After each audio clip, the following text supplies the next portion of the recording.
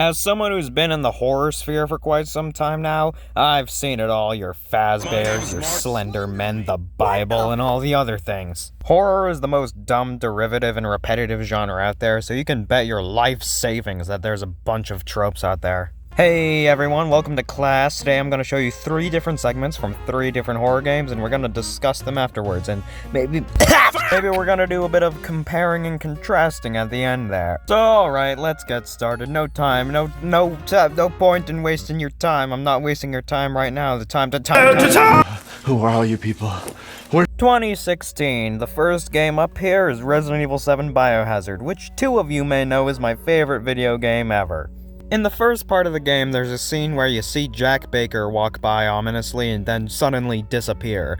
Well, it's so spooky. It's effective, it's cool, and after you kill your wife, he shows up to knock your lights out and you wake up tied down at the most iconic scene in the game. It's a great opening to the game and sets up Jack really effectively, and I love Jack, he's a great antagonist. Oh boy, I wonder if anything's gonna take inspiration from this. 2017, mascot horror is multiplying, and Bendy and the Ink Machine is the only game that's come close to replicating Fan Five Night at Scott Cawthon's Tycoon. In Chapter 2 of the game, you can see the character Sammy Lawrence walk by in the distance and mysteriously disappear. OMG, so spooky! Then later on, Sammy shows up to knock your lights out, and you wake up tied down at the most iconic scene in the chapter. A bit derivative, eh? But if you copy anything, you might as well copy from the greats. They also have a little fun doubling down thing where you see Sammy earlier on in the chapter watching you from a little booth like a fucking stalker. Hey, and you know, Sammy, he's kinda...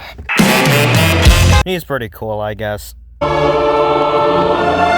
2023, Garten of Peak, get fucked! In Garten of Banban 2, the game that indoctrinated me into God, Banban talks to you early on the intercoms, and then later you can find a tape that teases him all spooky and like, and he's curled up on the floor listening to Numb. Then after you do all the things that he tells you to, he shows up to knock your lights out and you wake up strapped down at a little medical table thing where he was working away at you. So it's obvious that Bendy and Banban took a bit of inspiration from Resi 7.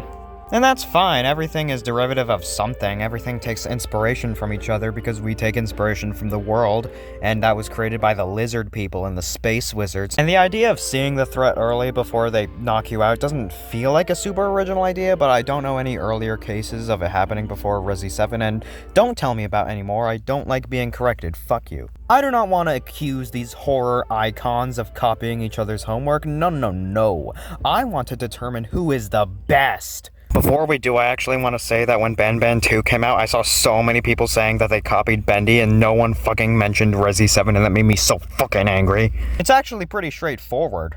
Biohazard has incredible atmosphere, Jack is an amazing villain, potentially my favorite horror antagonist ever, and the trope is very complete in this instance. I absolutely love everything about Biohazard, and I've been planning on making a video about why it's my favorite game of all time.